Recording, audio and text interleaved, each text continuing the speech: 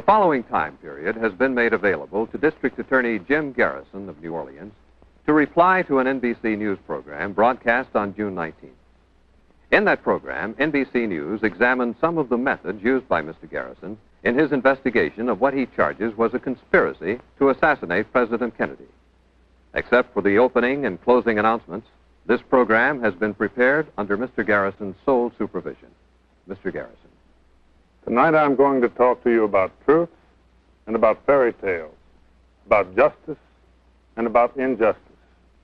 In the months to follow, you're going to learn that many of the things which some of the major news agencies have been telling you are untrue. You're going to learn that although you are citizens of the United States, information concerning the cause of the death of your president has been withheld from you. In the months to come, you will learn to your own satisfaction that President Kennedy was not killed by a lone assassin. You will learn that there has been and continues to be a concerted effort to keep you from learning these facts. And you will learn, I assure you, that what I have been trying to tell you and what I'm telling you tonight is true. As children, we become accustomed to hearing fairy tales. They're always pleasant stories, and they're comforting to hear because good always triumphs over evil. At least, this is the way it is in fairy tales. Fairy tales are not dangerous for our children and are probably even good for them up to a point. However, in the real world in which you and I must live, fairy tales are dangerous. They're dangerous because they're untrue. Anything which is untrue is dangerous. And it is all the more dangerous when a fairy tale becomes accepted as reality simply because it has an official seal of approval, or because honorable men announce that you must believe it, or because powerful elements of the press tell you that the fairy tale is true. The conclusion of the Warren Report that President Kennedy was killed by a lone assassin is a fairy tale. This does not mean that the men on the Warren Commission were aware at the time that their conclusion was totally untrue, nor does it mean necessarily that these men had any sinister motives. It does mean that the conclusion that no conspiracy existed and that Lee Oswald was the lone assassin is a fiction and a myth, and that it should be brought to an end. The people of this country don't have to be protected from the truth. This country was not built on the idea that a handful of nobles, whether located in our federal agencies in Washington, D.C., or in the news agencies in New York, should decide what was good for the people to know and what they should not know. This is a totalitarian concept which presumes that the leaders of our federal government and the men in control of the powerful press media constitute a special elite, which by virtue of their nobility and their brilliance empower them to think for the people. Personally, I would rather put my confidence in the common sense of the people of this country. The truth about the assassination of the president has been concealed from you long enough. Those forces which are fighting so hard today to tell you that they have examined the Warren Report and that everything is fine and that our investigation has uncovered nothing are not merely going to lose this fight, they have already lost it. Welcome to Patriot Radio New Orleans on The Real Deal. Tonight we've got a very special guest. We've got Jasper Garrison, Jim Garrison's son. You think about what we've just watched. This is Jim Garrison's response. So what we're going to do, we're going to watch a video together with none other than Jasper Garrison, and we're going to comment on it as we go along. Welcome to the show, Jasper. Thank you. And my response is, it's incredible. He was right on target. And the other response would be how little things have changed. In fact, they haven't changed, and I would say things have gotten even worse, which, as my father was saying, seems like he was hinting at that would be the outcome if the truth wasn't put out and recognized, which it doesn't seem like it ever truly will, at least by the powers that be. Can you tell us what it was like growing up? How old were you when your father began his investigation and it began to be in the media? Yeah, that would have been, I think it officially started in February '67, so I would have been 7 or 8. The interesting thing about that is, and I've been asked that question by friends, and you grow up the way you grow up. that seems normal to you. There were some circumstances which were a lot different, and you realize it as you get older. But at the time, just like I grew up upper middle class, I wasn't aware of the super rich or the poverty level, different people, because you're a little kid. You're a little bit aware of it, but as you get older, you're just much more aware of it than you are when you're going through it. Now let me tell you why President Kennedy was murdered and how he was murdered. I also want to give you a few examples which will show you how the conclusion reached by the Warren Commission is totally impossible. President Kennedy was assassinated by men who sought to obtain a radical change in our foreign policy, particularly with regard to Cuba. You'll recall that under President Kennedy, the Cold War began to thaw, and there were new signs of an effort on the part of the Soviet Union and ourselves to understand each other. On the map, this appears to be merely a large island off the coast of Florida.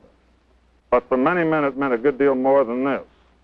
In 1963, a great variety of interests existed which not only desired an American-supported invasion of Castro's Cuba, but took it for granted that it was inevitable. In the minds of many men, this island represented a tremendous emotional landmark because they had steered their courses toward it for so long and with such intensity. In the fall of 1962, the Cuban Missile Crisis occurred. It was followed by a pronounced new attitude towards Cuba on the part of the United States. Cuba, after this, was no longer regarded as an enemy and was no longer regarded as fair game for those men who, for one reason or another, focused their attention on this island. The new signs of understanding between Russia and the United States continued to develop.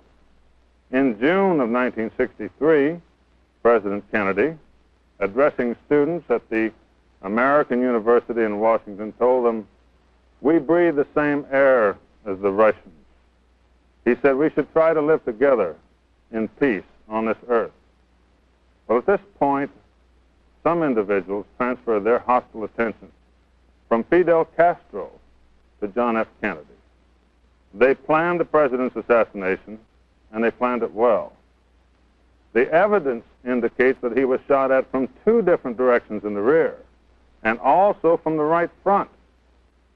We know that shooting was coming from two separate directions in the rear because the president and Governor Connolly were hit in the back within a split second of each other. And this necessarily had to happen with two bullets coming from two different rifles.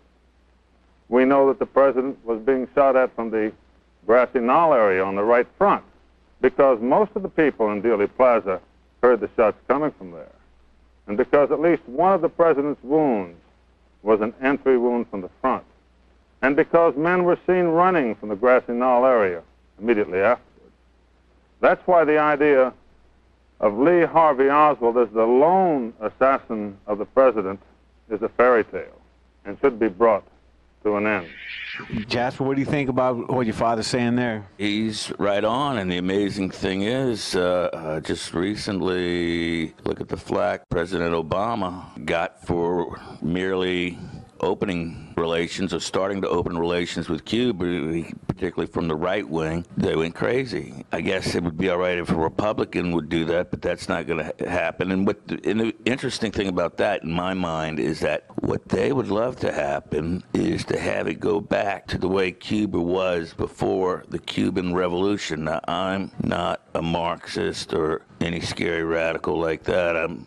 What they would like to do, ideally, they'd like to get Cuba back and just turn it into the same scene it was during the Baptista regime where, once again, just like America seems to be heading for the 1%, super rich, very small, middle class, everybody else struggling to eke out an existence. It almost gets into Calvinism, an aspect of Calvinism, where if you're born into the right family or whatever, that's because of your good fortune, and that's the way God wants it, when there's no you can't even mess with that. In fact, I saw that happen a couple of years ago with a senator from Louisiana. Basically, when he came back after announcing he's cheated on his wife, and he got a standing ovation by his Republican pals. And this is the Family Values Party.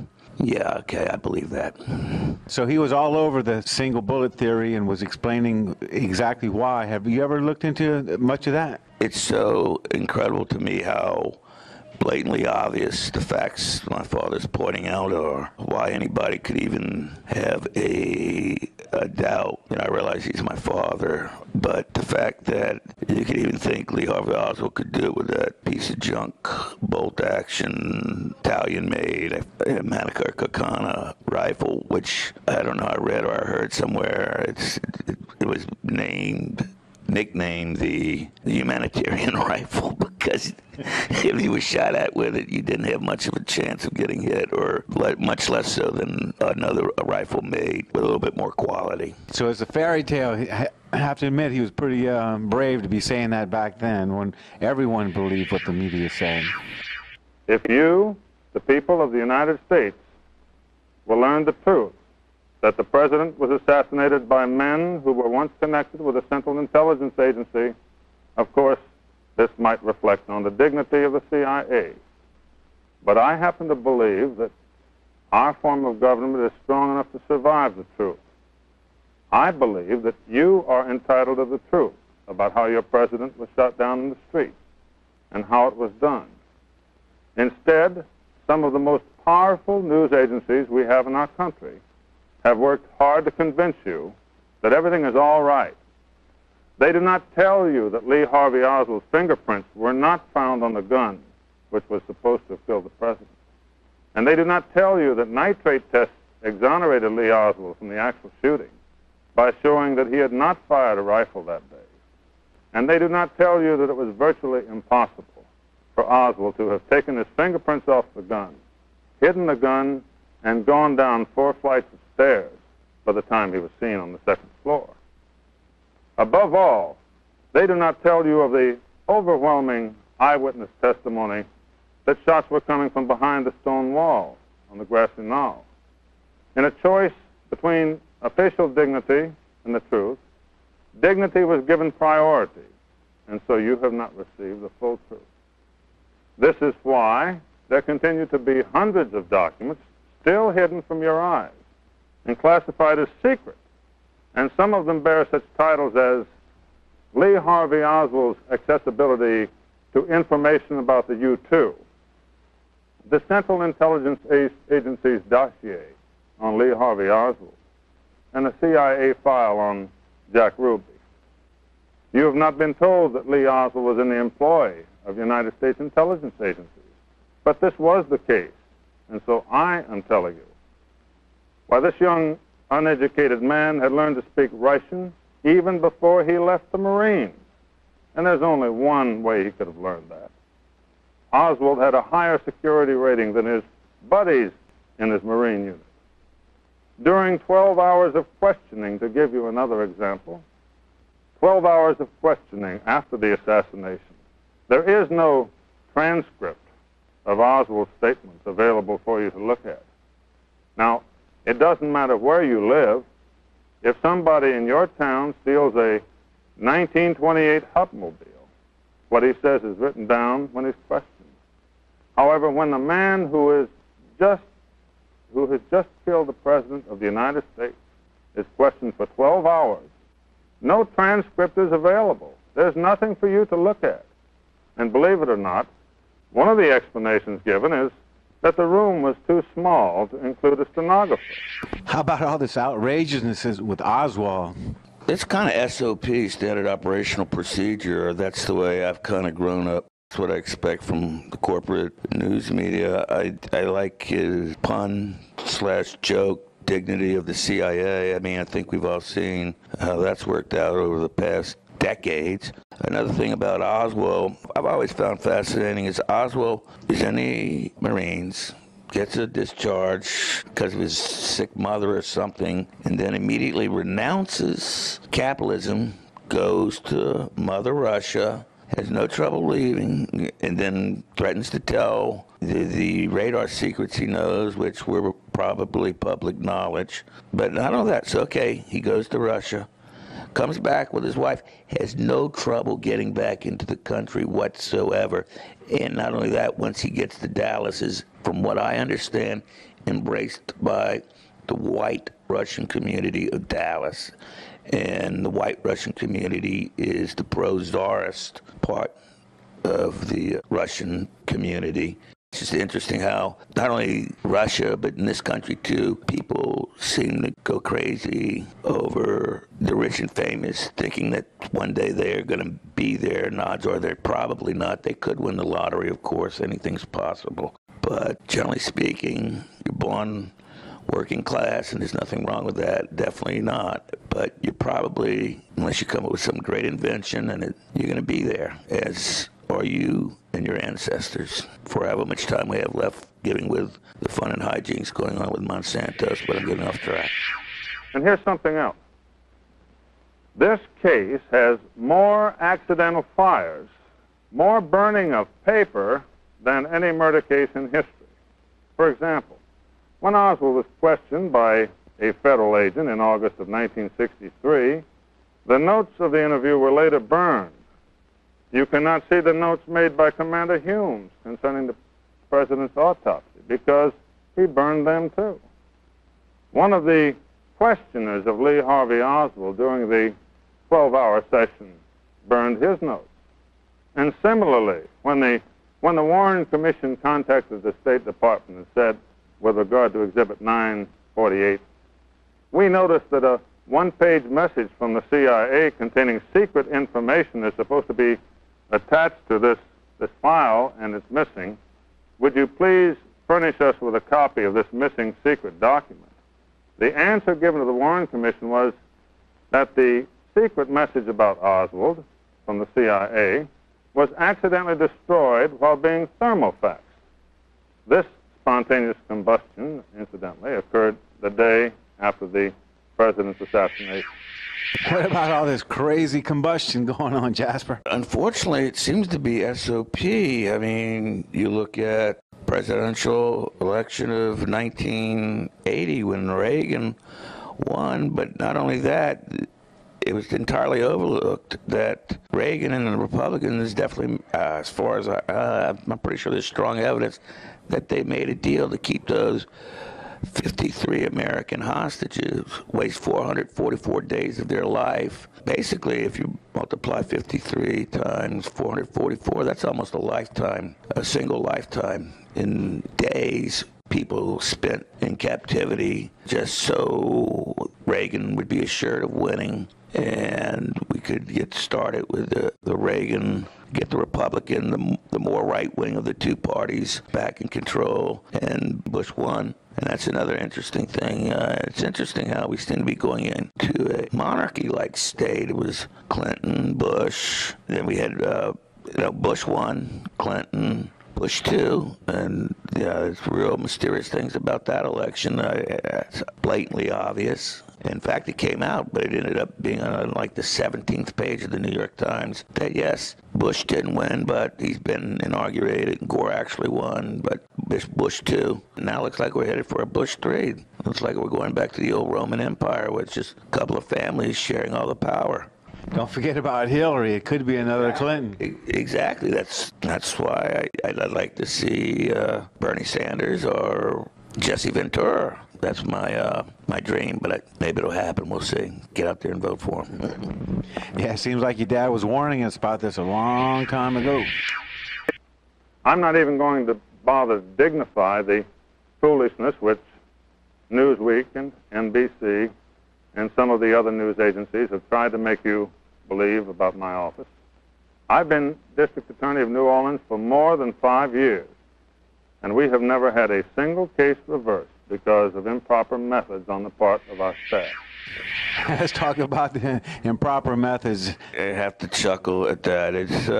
It leaves me almost speechless. I mean, but I'm, it's kind of like the Talking Heads song line, "Sound of the Gunfire." I'm used to it now.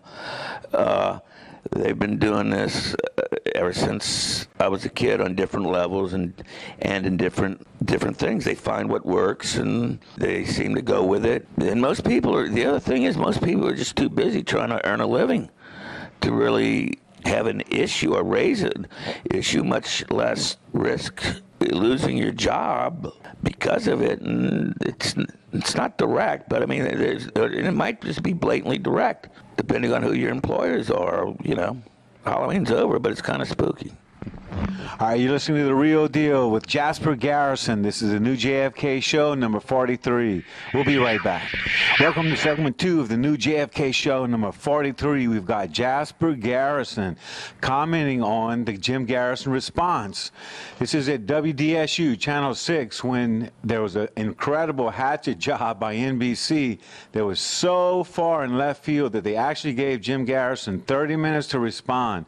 And this is when he just blew the country away. Do you remember this when you were a young boy? Very vaguely. I can remember him being on Johnny Carson. I think that happened in January of '68. It was kind of comical because Carson tried to do a hatchet job, and he was no match for my father, who, you know, he was an attorney and a district attorney at that. And to think Johnny Carson could have done that, but in fact, I saw that on Oliver Stone's website. They have the audio of it, and that's listening to that, and you can go back for yourself and listen to it and see what you think of it. But yeah, it's just SOP. I mean, it's just like watching the corporate news. I mean, I can't even watch it. It's disparaging. That's all I can say. Yeah, but this is the first time that the American public is hearing that the media, you're saying it all these years, is pretty much what everyone's saying. But the fact is that America's hearing this for the first time. See, in my mind, that your father is the one who cracked the egg, who took the chisel and broke the egg and began to open up what we know today. So who can even imagine if the CIA and the media could go on unchecked another 10 years? It would be a different world that we would live in. And by that, I mean, he changed everyone's lives, because everything that we know today, having at least a head start, because up until this point, all of my research indicates that anything that the media said was taken as gospel up until your father got up and said it's not the case. I think that's true, but I'm definitely not taking anything away from just my father, but it's all over the place. I mean, I mentioned Monsanto's. There's an aspect of it. It's just almost a plethora of anything they try and sell you is just bogus, or it's like what they did. It seems like about 30 years ago when the annulled Reagan got into office, and then people used to have pensions. You do your 30 years, and then you have a livable, do your due diligence, you work hard, you stick with a company for 30 years, and you have a retirement on top of your Social Security. And I've just noticed throughout the media, well, what happened was all of a sudden this great new invention, 401ks. You can control your own investment. I had a little 401ks, and they don't give you much option, that many options, and I never really earned that big of interest any at all, and because and I remember even talking to a person at the company I worked for. Well, what does this particular, let's call it stock group B or A, and can you give me an idea what companies these are in? And he's like, well, don't worry about it. You can go medium risk because you have this much time before you have to retire. Totally not answering my question, and basically, just take a crapshoot, roll of the dice on whatever companies were bungled in that fund. That's what you left, instead of with some sort of halfway decent retirement. And then they're trying to get rid of Social Security. I guess they want to go back to the days of people just getting old and dying. I mean, another thing they want to do is raise the retirement age to 70. If you got to use your body to work in some sort of a labor-intensive job, like building houses or something along those lines, or even just standing for 8 hours a day, that takes a toll after 20, 30 years. Back to Jim Garrison. Nor do we rush to judgment on half-baked evidence. And the proof of that is the fact that in more than 5 years, not one defendant has walked out of the courtroom in a murder case with an acquittal. Nor have we lost a major case in 5 years. Then what is their game? Their game is to fool you. These people want the investigation stopped. They don't want a trial at all. Please believe me, they don't think we're wrong in our investigation. Obviously, if our investigation was as haywire as they would like to have you think, then you would not see such a coordinated barrage coming from the news centers in the East. Why are they so concerned? Why is it that they cannot wait until the trial comes in order to learn what the facts are? Why are they so anxious to have their own trials? They know very well that the witnesses they're presenting to you have not been testifying under oath, that they're not being cross-examined as they would be at a trial, and that the opportunities for timely rebuttal by the state of Louisiana, which would exist at a trial, have not been provided in their untrue presentations. They know this. In my considered judgment, there has been an effort to prejudice in advance the potential jurors in the trial of this case. As a matter of fact, the National Broadcasting Company has already had the trial. The defendant was found innocent, and the district attorney was convicted. They announced across the nation that my methods were improper. But as their stories, one by one, turn out to be false, they do not reveal this to you, but simply search hopefully into new areas. For example, Newsweek magazine had a feature article saying that my office attempted to bribe a man named Boba. It later turned out that his story and their article was totally untrue, and the tape which Newsweek described had been altered. The police investigators in my office were found innocent of any wrongdoing in a serious investigation conducted by the police department. However, Newsweek has made virtually no mention of that. Similarly, in its recent effort to make you think that my methods are improper, NBC announced coast to coast that it had located the real Clay Bertrand, that an NBC man had talked to him. This made every newspaper in the country, and it inferred, once again, that in addition to using terrible methods, we were off on a wild goose chase. Now, when it turned out that this was a total fabrication, and the man whom NBC identified as the real Clay Bertrand hotly denied ever using the name, there was only coast-to-coast silence from NBC. NBC presented a professional burglar whom my office had just recently convicted and allowed him to make a plainly false presentation that we had tried to get him to climb into the defendant's apartment and plant evidence there. The inference, of course, was that this particular defendant was too lofty a character to participate in my nefarious schemes. However, recently, when we called him before the New Orleans grand jury so that he could tell all about our new venture into the burglary business, he took the Fifth Amendment when asked if his statement on NBC was true. Once again, this was followed by loud silence from coast to coast on NBC.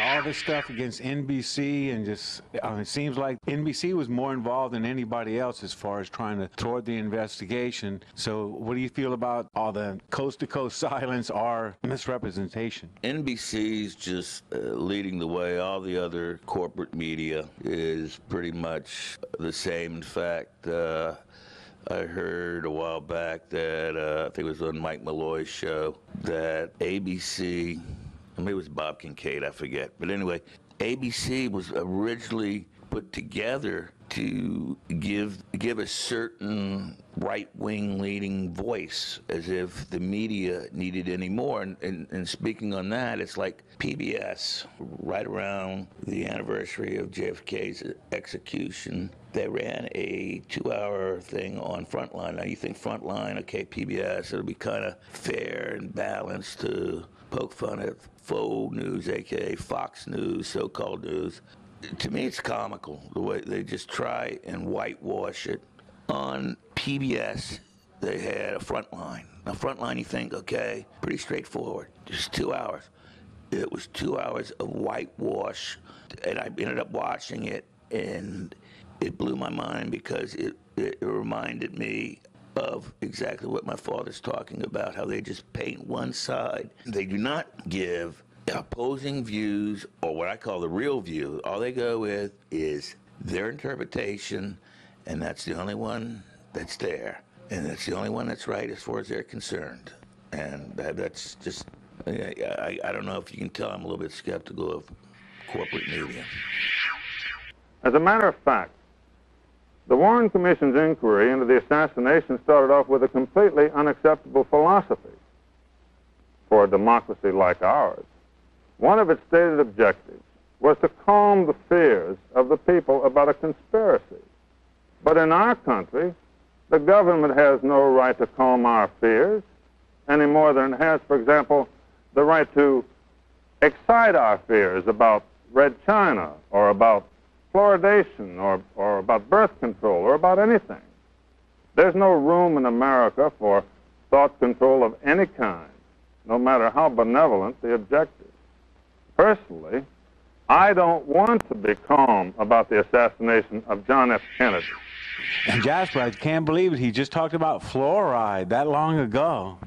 Yeah, it reminds me of that great line from Dr. Strangelove, or How I Learned to Love the Bomb. And you have that scene with Peter Sellers as in one of the three roles he so excellently played, but he was playing the British attaché to the military, and and this general basically starting the end of the World War on his own, and he's trying. The guy's name was Mandrake, and he's like, "You ever notice how I drink nothing but grain whiskey? You wonder why that is, Mandrake?" And he's like, "Yeah.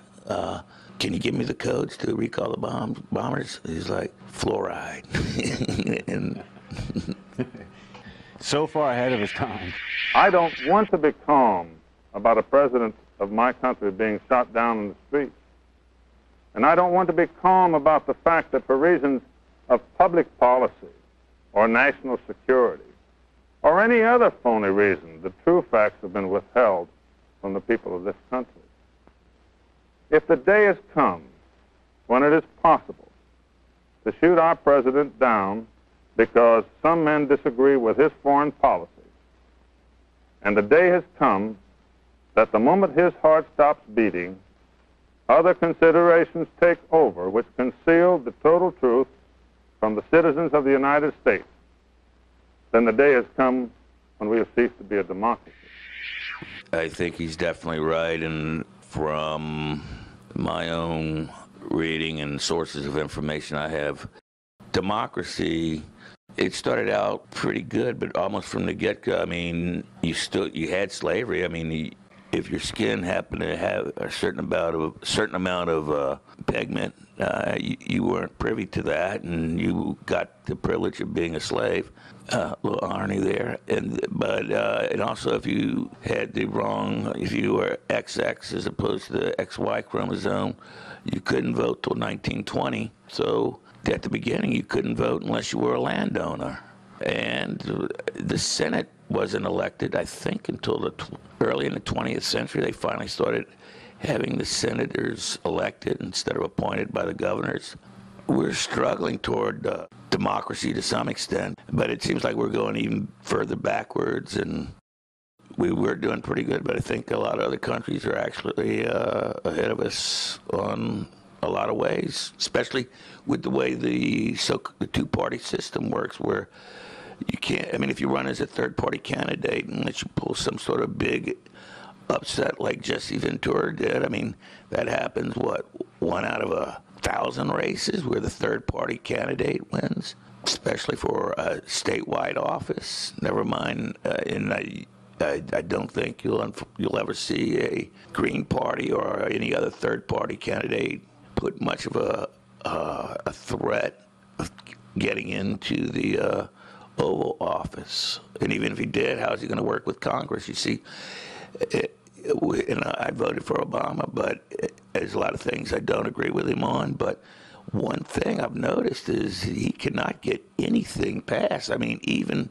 the health care bill he got passed, that he basically had to take the Republican draft of that, the Affordable Care Act, and right off the bat had to throw out, cut it down and make it a program so the corporations, the healthcare corporation, would get their chunk of the pie.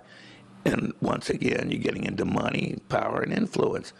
It's like if you could get money and power out of politics, which you could, because from what I understand, numerous European countries have fixed the system, or fixed, wrong word to use, got the system where basically, okay, you have X amount of time to run, and every candidate basically gets the same amount of money. So basically everybody's on an even platform as far as getting their ideas.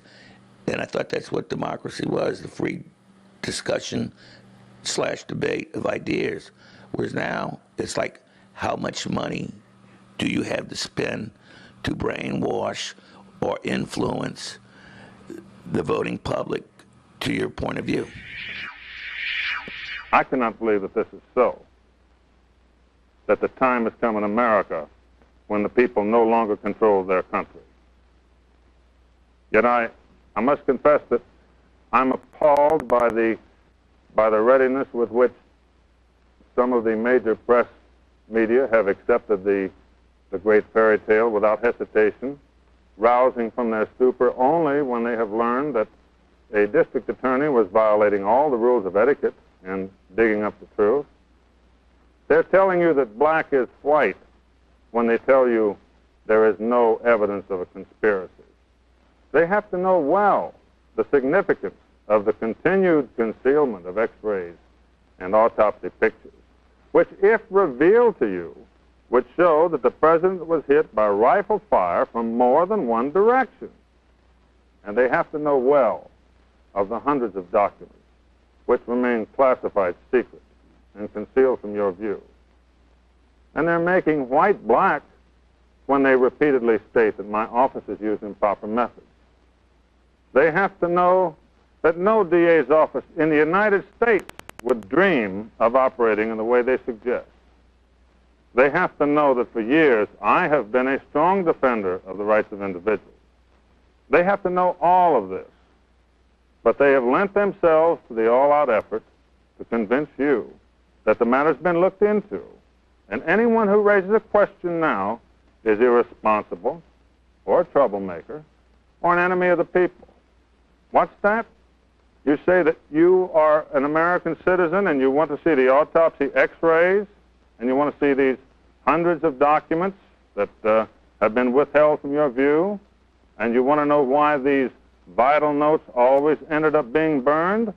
What's the matter with you? Can't you take the word of these honorable men who've looked into it for you?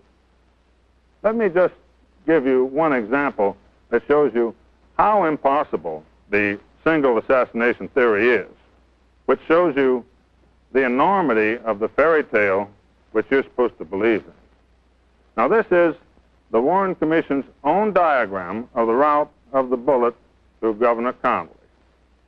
The bullet had to take this route in order to cause the injuries which he received. Now, the important thing to keep in mind is that the Warren Commission itself concedes that if this same bullet was not the one which also went through President Kennedy, then there had to be someone else firing. And the reason for that, just to put it very simply, is the Zapruder films have shown that all the firing occurred in 6 seconds, and yet there were a total of 8 wounds. Therefore, this one bullet has to cause 7 wounds, because one missed and one was the fatal shot hitting the president. So, by the Warren Commission's own admission, prior to hitting the governor, this bullet had to go through President Kennedy, who is sitting back here.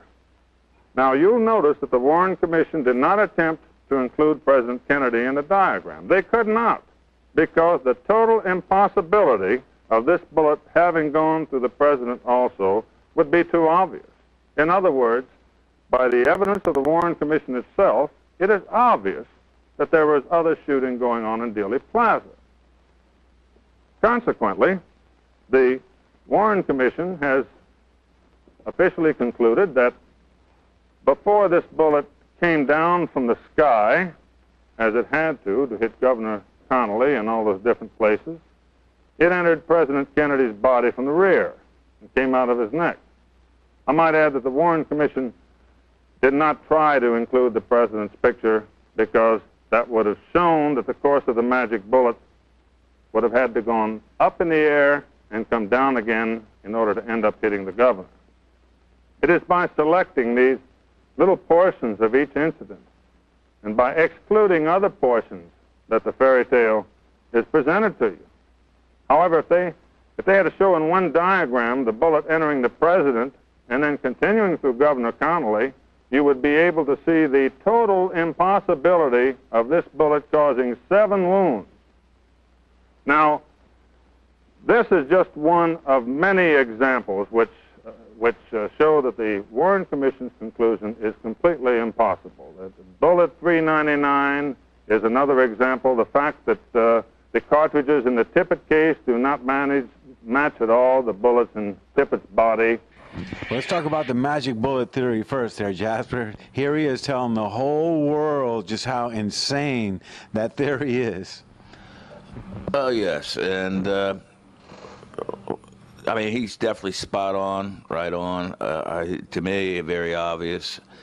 But it proliferates throughout society, and in fact, I would even go, and you and I kind of talked about the term which they started throwing about, I don't know, 40 years ago, 50 years, whatever, conspiracy theorist, how if you have an opposing view, you're a conspiracy theorist. If you look at Martin Luther King's assassination, no, and I've never heard anybody address this. When Martin Luther King Day comes, everybody, okay, it's Martin Luther King Day. It was really a shame, blah, blah, blah. But they don't mention that one of the big things Martin Luther King started doing around 67 was speaking out against the Vietnam War. And there were a lot of black African Americans who were fighting that war that wasn't pleasing to the military-industrial complex. So MLK, Martin Luther King, gets assassinated. And then the assassin, James Earl Ray, a drifter, another drifter, amazing how all these drifters with no means of support end up having money. And the reason I bring up no means of support, he was arrested in London, England. I've been to London. It was 20 years ago. You don't go to London with $5 in your pocket. You need money to get there. You also need to get a passport. It's been years since I've had a passport, but you just don't walk up to the passport store. You have to go to the federal government, apply for a passport or some government agency, and they don't give it to you that day. I'm pretty sure they mail it to you. It takes planning, so it would take at least, I'd say, 2 or 3 weeks, if not longer. So he had to plan, and the alleged assassin did not seem like the brightest bulb in the pack. And I don't see how he could have planned 3 or 4 weeks in advance to A, get a passport, have the money, do the shooting, and somehow get to London. One after the other, if I had the total hour to reply, which NBC used to try and discredit my office, I would be able to go into more matters. But let's sum it up by saying that it is completely impossible to uphold the single assassin theory if you look at it seriously. Anyone who has done their homework knows that the single assassin theory is totally impossible. In the final analysis, what has been done by the Warren Commission in its investigation is to take this series of implausibilities and to attempt to prove to you that each one of them is at least mathematically possible. Each one of them is mathematically possible, but not probable. However, it is not mathematically possible for all of these series of implausibilities to have occurred. and this is what they ask you to believe. It's very much like telling you that it is mathematically possible, for example, for an elephant to hang from a cliff with his tail tied to a daisy. Of course, this is implausible. But what do? They produce an expert who says, yes, I have made a study of the situation, and this is not a full-grown elephant, and this is a particularly tough kind of daisy, and therefore it was mathematically possible. Now, the official truth, as a result of such expert testimony, as a result of the creation of a series of mathematical possibilities, is now no longer what actually happened in Dallas, but what has been officially approved. Well, I say that the matter is not closed, not in this country. I say that the day has not yet arrived when the only reality is power, and the ideals on which our country was built are merely words printed on paper. I believe that those news agencies which have sought to imply that I would use improper methods to gain some sort of fictional political advantage have simply revealed their own cynicism. I believe that in this conflict between truth and power, and this is exactly what it is all about, that power cannot possibly smash truth out of existence. The people in this country will not let that happen. If we still live in the same country in which we were born, and I don't think it's changed that much, if this is still the country in which, in the words of our Pledge of Allegiance, there exists liberty and justice for all, then this attempt to conceal the full truth from you, in the end, has to be a failure. Now, in this case, I've learned more about the human race than I really wanted to know. And I've learned more about some of our government agencies than I really wanted to know. And I've learned more about some of our press agencies than I cared to know. But I am still naive enough to believe that in America, the people make the decisions, not a handful of men in the Washington and New York areas. And I believe that the people of America want to know the entire truth about how their president was shot down in the streets of Dallas. And I want to assure you that as long as I am alive, no one is going to stop me from seeing that you obtain the full truth, and nothing less than the full truth, and no fairy tales. Time for the preceding program was made available to District Attorney Jim Garrison of New Orleans. The program was prepared under his sole supervision. It constitutes his reply to an earlier NBC News program examining some of the methods Mr. Garrison has used in his investigation of the assassination of President Kennedy. This program originated in the studios of WDSU-TV in New Orleans. Just spelling it out. All right, Jasper, we just got a minute or so. How do you feel about watching your father really address the nation like this, even though you're a young boy? It's really great. It makes me really proud. I'm glad you brought that up, because I've even wondered if I would have been him and seeing what he went through, if I would have even bothered.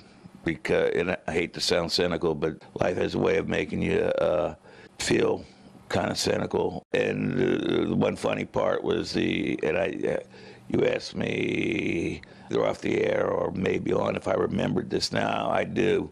And I definitely remember especially the part about the elephant hanging from the... by a tail? Yeah. In theoretical physics, yeah, that's possible. But in reality, no, it's not. And he did have a sense of humor that, like no one else, he always used his sense of humor. Yeah, well, you have to, especially when he served in World War II. Unlike George Bush II, one of our anointed leaders, when he had his chance to serve, he got his daddy to get him into an elite Air Guard or some guard thing, which meant no service. And look where it got us. We got one of the worst presidents in the history of the country. And commander-in-chief. Yeah, yeah. And, well, actually, it was Cheney who was the leader, but that's just how out of whack the system is, and I hate to sound pessimistic. I'm not even sure if there's a way to fix it. But I am still naive enough to believe that in America, the people make the decision, not a handful of men in the Washington and New York areas. And I believe that the people of America want to know the entire truth about how their president was shot down in the streets of Dallas. And I want to assure you that as long as I am alive, no one is going to stop me from seeing that you obtain the full truth, and nothing less than the full truth, and no fairy tales. Time for the preceding program was made available to District Attorney Jim Garrison of New Orleans. The program was prepared under his sole supervision.